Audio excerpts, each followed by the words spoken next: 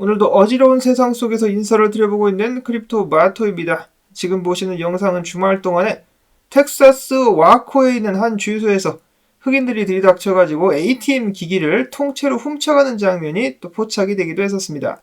캘리포니아나 뉴욕뿐만 아니라 이젠 텍사스에서도 이런 일이 발생을 한다. 참으로 놀랍습니다. 총 맞을 수도 있는데. 자, 아무튼지 간에 주말 동안에 암호화폐 시장 알트코인의 순환 펌핑으로 분위기가 나쁘지 않았었는데 이번 주에는 어떤 일들을 기대해 볼 수가 있을까? 바로 소식들로 넘어가 보도록 하겠습니다. 이번 주에 전 세계가 주목하고 있는 이벤트는 역시 연준의 FOMC 미팅이죠.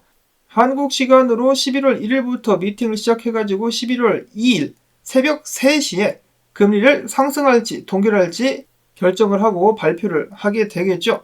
99.5%가 동결을 예측한다라고 하는데 저도 동결할 것 같습니다.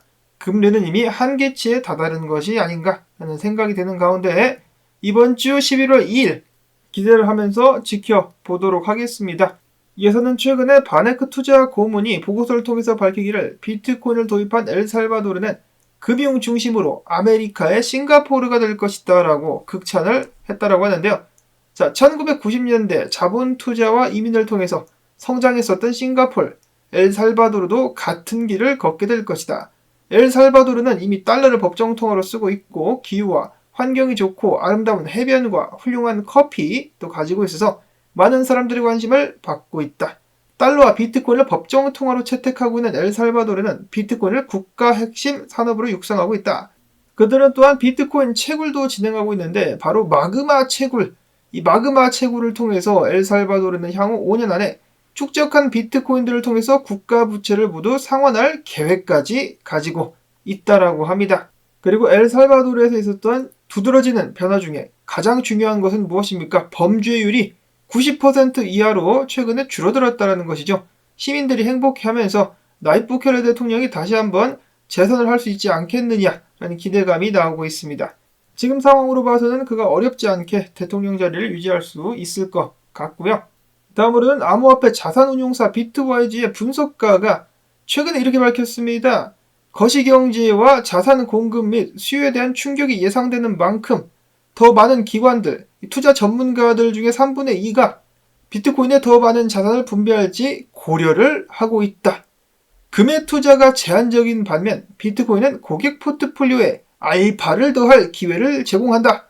이에 따라서 투자 전문가들 암호화폐 포트폴리오 비중을 5% 이상 늘리는 방안을 고려하고 있는가 하면은 이번을 기회로 암호화폐 투자를 고려하는 사람들의 숫자도 늘고 있다라고 밝혔습니다. 더욱더 많은 자금들이 들어올 준비를 하는 중 이어서는 분석들 및 동향으로 바로 넘어가 보도록 하겠는데요. 한편 대한민국의 암호화폐 투자자 2,000명들 중에 61.8%는 이번 주에 비트코인이 상승 또는 급등할 것으로 전망을 했으며 이러한 수치는 전주에 대비해가지고 15% 상승한 상황입니다. 횡보를 예상한 응답자는 24.4%, 하락 및 급락을 예상한 응답자는 13.8%에 지나지 않았는데요. 이번 주에도 긍정적인 흐름이 이어질 것이다 라고 대부분의 투자자들이 기대를 하고 있었습니다. 그리고 그 분위기 아직까지는 잘 이어지고 있는데요. 자, 그 다음으로 주목해서 봐야 될 점이 있습니다. 기관 투자자들이 비트코인 ETF 관련된 소식들이 속속들이 나오고 있는 가운데 비트코인에 대해서 과감한 베팅을 하고 있다는 소식인데요. 자, 일단 프로쉐어스의 비트코인 전략 ETF 지난주 거래량 17억 달러에 달하게 되면서 상장 이후 두 번째로 큰 수치, GBTC 같은 경우는 8억 달러 상당에 달하는 거래량을 기록했는데요. 여기서 더 중요한 것이 있는데 바로 CME입니다. 비잔틴 제너럴 분석가는 지적을 해주기를 CME의 미결제 약정, 이 역사상 두 번째로 높은 수준까지 이르렀는데 바이낸스보다 약간 아래인 수준이다. 그만큼 지금 월가에서 비트코인 방향성에 많은 베팅을 하고 있다는 상황이고 뿐만 아니라 옵션을 봐도 대리빗에 이어서 CME가 두 번째를 차지하고 있다. 자, 이것을 통해서 무엇을 예측해 볼 수가 있는가? ETF를 앞두고 월가가 방향성에 대해서 베팅을 하고 있음을 알 수 있다. 그것도 굉장히 큰 규모로 베팅을 하고 있는데 당연히 그 방향성은 알 수가 없고 해당 정보 같은 경우는 상승이나 하락을 염두에 두고 공유하는 것이 아니다라고 그는 이야기를 합니다. 다만 이런 점을 미루어 보았을 때 큰 변동성이 나올 수 있다는 것 정도는 예상을 해볼 수가 있겠죠. 볼린저 밴드 또한 지금 꽉꽉 조여주고 있는데 자, 여러분들이 보시기에는 비트코인이 위로 쏠 것 같습니까? 아래로 쏠 것 같습니까? 또한 이번 주에 금리 인상 발표 등 중요 이벤트들이 기다리고 있는 상황 속에서 방향성 예측하기 게임이 시작된 것 같습니다. 자, 한편 미국 기준으로 오늘 주말인데요. 비트코인이 약간 반등함과 동시에 미결제 약정 수치가, 그러니까 롱치는 포지션들이 올라가고 있습니다. 꾸준히 상승하고 있는 미결제 약정, 그러면은 분석은 어떨까요? 일단 크립토 뉴버 분석가 분석을 보도록 하게 되는데, 본인은 주말 동안에는 보통 트레이딩을 잘 안 하지만은 이번 주말은 예외다. 여기 있는 이 꼬리를 메꾸기 위해서 비트코인이 올라갈 것이라고 봤기 때문에 상승에 나는 베팅을 했다라고 이야기를 하고 있는데, 이미 그의 목표가만큼은 가격이 상승하는 모습을 확인해 볼 수가 있겠습니다. 자, 이어서 그는 일요 리포트를 통해서 이렇게 이야기를 해주고 있는데요.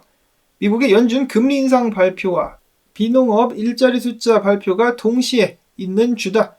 참고로 비농업 일자리 숫자 발표 같은 경우는 금리 관련된 발표 이틀 후에 나오게 될 예정입니다. 자, 아무튼 해당 분석가는 이어서 이야기해주기를 비트코인의 진정한 방향성은 이 두 개의 중요 이벤트 발표 후 나오게 될 것 같다라고 이야기를 했습니다. 그러면서도 본인은 예측하기를 비트코인이 정을 뚫는 척 하면서 35,900달러까지 쭉 올라갔다가 다음에 이어서 큰 조정이 나오게 될 것이다 라는 예측을 남겼는데요. 자, 물론 데이터라든지 중요 발표 및 결정이 나오지 않은 상황에서는 예측이라고 볼 수가 있겠습니다만은, 이렇게 예측하는 근거에는 바로 유동성 맵, 청산 맵이 있었습니다. 그가 봤을 때 34,737달러 그리고 35,000에서 35,100달러짜리의 유동성들이 기다리고 있기 때문에 그 자리까지 일단 올라가는데 좀 더 높게 봐가지고 35,900까지 올라가서 사람들을 환희에 채운 후에 훅 떨구지 않겠느냐라는 그런 분석인데요. 우연찮게도 많은 분석가들이 해당 분석에 동의하고 있는 모습 볼 수가 있었습니다. 닥터 프라핏 분석가 같은 경우는 일단 37,000달러 선까지 열어놓고 있다가 오면은 숏을 때리겠다라고 이야기를 했었고, 그 다음에 유동성 맵을 봤을 때 청산시키려고 30,000달러로 바로 내려갈 가능성도 염두에 두고 있다라고 밝혔었으며, 위즈라는 분석가, 이 분석가 같은 경우는 28,000달러대였을 때부터 계속해서 비트코인이 30,000달러 중반까지 올라가게 될 것이다라고 강조를 했었고 저도 공유를 했었는데요. 그가 봤을 때도 이번에 비트코인이 36,000에서 7,000 사이까지 올라가가지고 사람들을 환희로 가득 채운 후에 30,000달러 혹은 29,000달러 후반대까지 찍어 내릴 것이다 라고 이야기를 했습니다. 그 후에 진짜 상승이 또 이어지게 될 것이다. 과연 그의 분석이 이번에도 맞아떨어질 수 있을까? 이어서는 최근에 좀 인기를 많이 잃은 로만 분석가 같은 경우도 비슷하게 이대로 쭉 올려가지고 36,000까지 갔다가 떨어지게 될 것이라고 예측을 했습니다. 자, 그래서 많은 분석가들이 비슷한 의견을 보이고 있다는 것인데, 자, 일단 비트코인 이번 주봉 마감을 앞두고 있는데요. 지금 현재 상황에서 주봉 마감을 높은 가격대에서 마감을 하게 된다. 그러면은 78주 만에 최고가를 기록하게 되는 것이라고 합니다. 자, 힘내라 비트코인. 아직까지는 분위기가 꽤 괜찮은 상황. 반면에 지금 비트코인이 미국 증시와 디커플링 되는 모습을 보여주고 있는데요. 이는 일시적인 것이다 라고 생각하는 분석가들이 여럿 있죠. 그 중에 한 명은 저스틴 베넷이라고 볼 수가 있겠는데, 그는 결국 비트코인이 미국 증시를 따라가게 되면서 54%가량 하락할 수 있다는 경고를 남겼습니다. S&P 500이 25% 급락했었던 2020년도 2월, 3월과 비슷한 유사한 상황이 나오게 될 수 있다. 당시 비트코인은 1,500달러에서 3,782달러로 약 50%가량 하락했었다라고 이야기를 했습니다. 비슷한 상황이 발생을 한다. 그러면 비트코인 15,000달러까지도 떨어질 수 있다라는 것인데요. 자, 그때는 블랙스완 이벤트 때문에 미국 증시가 짭으로 들었었는데, 과연 그런 상황이 이번에도 발생하게 될지, 많은 사람들이 상승에 베팅을 하고 있는 가운데 블랙스완 이벤트 혹은 디커플링이 무너지면서 비트코인 가격이 떨어지게 될 것인지, 아니면은 상승 바람을 타고 훨훨 날아가게 될 것인지, 사실 아무도 정확하게 아는 사람은 없습니다. 여러분들께서 투자자로서 선택을 해야 된다는 것이겠죠. 자, 그 다음에는 이더리움인데, 비트코인과 마찬가지로 차트가 괜찮다. 다음 주에 한 방 더 위로 쏴주면 좋겠다라는 매크로CRG 분석가의 분석이 있었고요. 자, 그 다음에는 까마귀 코인도 한번 쏴줄 수 있지 않겠느냐라는 기대감 나오고 있습니다. 굉장히 강력한 불리시 상승 다이버전스를 확인해 볼 수가 있겠는데, 까마귀 한번 날아오를 수 있을 것인가? 자, 그 다음엔 솔라나입니다. 최근에 많은 긍정적인 평가를 받고 있는 솔라나. 블런치 분석가는 이야기하기를, 자, 솔라나 가격이 와리가리를 치고 있는 사이에 RSI가 제자리를 찾아가고 있다. 중립대로 낮아지고 있기 때문에 다시 한번 또 크게 한번 쏠 수 있지 않겠느냐라는 기대감 나오기도 했었고, 그 다음으로는 아비추럼입니다. 아비추럼 같은 경우도 한번 쏴줄 준비를 하고 있는 것 같다라고 네브라스칸 분석가는 이야기를 했습니다. 전체적으로 알트코인들 좋은 분위기가 이어지고 있는 가운데 플로키 같은 경우는 최근에 좀 상승을 했었으나 엊그제 좀 시간이 지났는데요. 165억 개 상당의 플로키가 바이낸스로 흘러 들어가는 모습이 포착되기도 했었습니다. 자, 이 물량이 던져지게 된다면 하방 압력을 받게 될 것이고, 자, 그 다음에 도지코인이 좀 올랐었던 이유는 바로 일론 머스크가 최근에 있었던 회의에서 2024년도 말까지 트위터에 금융 기능을 탑재를 해가지고 기존 은행과 경쟁할 것으로 기대한다라고 말을 했던 것 때문에 도지가 올랐는데, 당연히 도지에 대한 직접적인 언급은 없었습니다. 자, 그 다음에는 이 XRP, 다가오는 11월 8일에서 9일 두바이에서 스웰 행사를 연다라고 하는데요. 다시 한번 IPO에 관련된 발표가 나올 것이라는 기대감이 또 일어나고 있습니다. 당연히 그렇게 될 가능성 충분히 있습니다. 제가 이 소식을 왜 암호화폐 정보 시간 동안에 전하느냐? 과거에는 최근 몇 년간은 그렇지 않았었지만은 과거에 스웰 펌핑 나왔을 때 XRP가 전체 암호화폐 시장을 들어 올렸었던 일이 있었습니다. 그래서 이번에 만약에 다시 한번 XRP 스웰 펌핑이 나오게 된다면 암호화폐 시장 전체적으로 상승 분위기를 이어가는데 큰 도움을 줄 수가 있겠습니다. 마지막으로는 2023년 마무리가 되어가는 과정 속에서 이 수많은 잡코인들 탄생했다가 사라졌었는데요. 무려 3,445개의 코인들 및 거래 페어가 상폐 및 거래 중지가 되었습니다. 이를 통해서 알 수 있는 것 무엇이냐?